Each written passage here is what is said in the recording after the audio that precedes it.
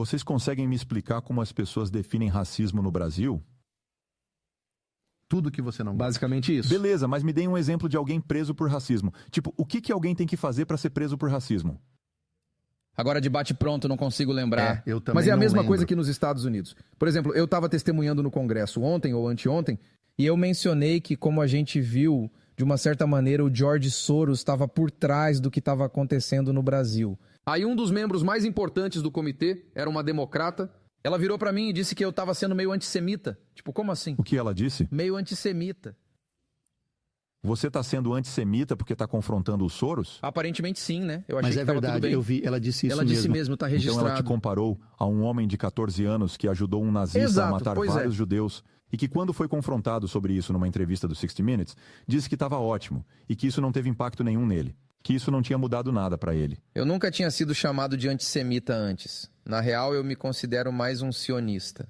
Eu acabei de lembrar de um caso de racismo para compartilhar Mas acho que aqui. para ela deve ser a Eu mesma posso ser coisa, preso né? por racismo, porque eu fui em um podcast e a gente estava falando sobre ditaduras. E eu estudo muito sobre educação, então eu estava falando que toda vez que um país entra em uma ditadura, a gente Isso é consegue verdade. ver que o QI da população diminui depois de algumas gerações, porque há um colapso na educação e eles não têm acesso à informação. Então, 99% das ditaduras estão associadas, de alguma forma, Isso é um a uma ótimo queda no QI da população depois de algumas gerações. Aí, eu e o host do podcast começamos a falar sobre quais países que hoje estão sob uma ditadura e onde podemos ver essa queda. Aí eu comentei sobre Cuba, Venezuela, a Coreia do Norte. Todos e então fazem ele sentido. disse...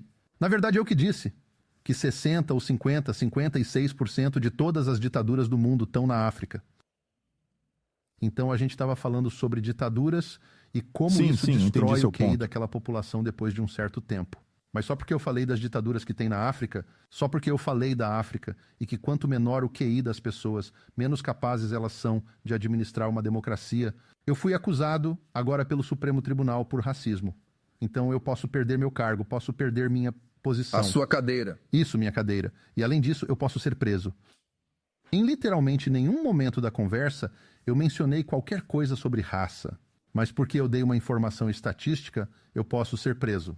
Teve o negócio da Preta Nossa, Gil é também, mesmo? o caso da Verdade. Preta Gil.